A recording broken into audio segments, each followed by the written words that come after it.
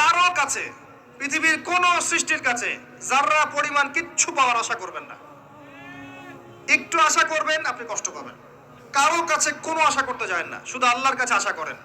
সমস্ত কাজের প্রতিদান আল্লাহর কাছে চান, পরকালে আপনি সুখে থাকবেন ইনশাআল্লাহ। শেষ হাসি আপনি হাসবেন ইনশাআল্লাহ। এছাড়া আমি কোনো সলিউশন দেখি না ভাই। আমি কলিজা থেকে কথাগুলো বললাম আপনাকে,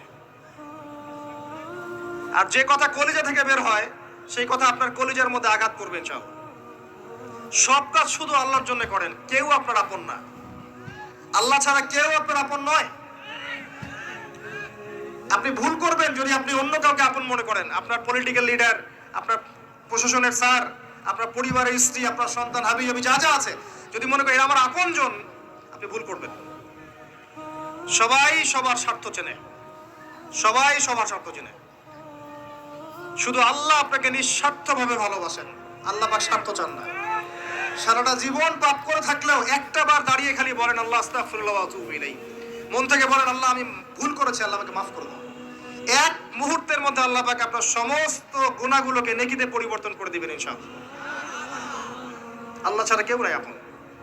আল্লাহর জন্য খালেস করে ফেলেন নিজেকে, তার দিনের জন্য চেষ্টা করেন। তার দিন আজকে অবহেলিত, তার দিন আজকে অপদস্থ।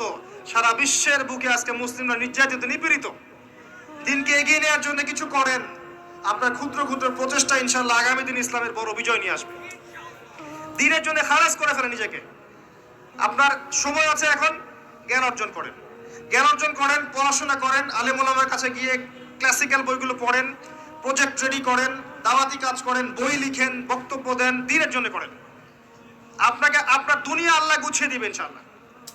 দুনিয়া আল্লাহ গুছিয়ে দিবেন ইনশাআল্লাহ। আপনি দিনের জন্য খালেস করে ফেলেন নিজেকে, আল্লাহর দিনের হয়ে যান।